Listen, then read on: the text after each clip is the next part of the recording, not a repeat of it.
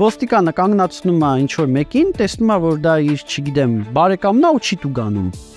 Կամ հարկայինի տեսուչը իր ընկերոջ, ենթադրենք իր ընկերը տնտեսվարող է, իր ընկերոջ կոնկուրենտին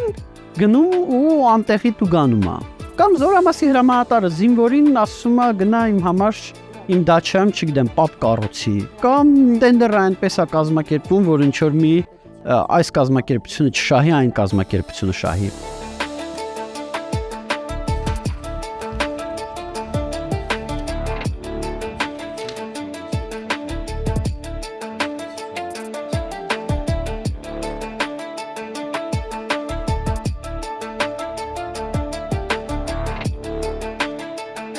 Երբ որ ինչ-որ մեկը կարող խմած մեքենա վարի, իրեն չտուգանեն, որովհետև ինքը օրինակ ոստիկանությունում ազդեցիկ ծանոթներ ունի, դա բոլորիս է, չէ՞ վնաս։ Պետական համակարգը իրականում շատ երկար տասնամյակների վեր կառուցվել է ընտրամբանության մեջ, որ դա հնարավոր լինի։ Գնդի հրամանատար տեղակալի պաշտոնը ազատվել ու գումարտակների, այդ գնդի գումարտակներից մեկի հրամանատարը պիտի նշանակվի։ Եթե դու հստակ չափանիշ ես ունենում, որ պիտի նշանակվի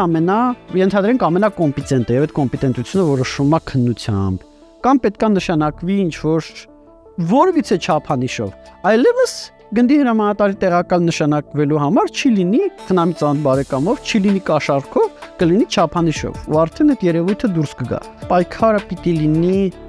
հստակ կանոնակարգումների միջոցով։ Պետական ծառայության անցնելու ինչ բարդ ֆիլտրներ էլ չդնես, միևնույն է խնդրահարույց մարդիկ գալու են, էլի, չես մտնելու մարդու գլխի մեջ տնես այս մարդը իրականում ինչքանով է բարևարք։ Չէ, համակարգը ուղղակի ինձ կանոնակարգումներ է անում, ինձ կարգավորումներ է անում, որ այլևս կոպիտ ասած աչու ձախի հնարավորություն չունենան։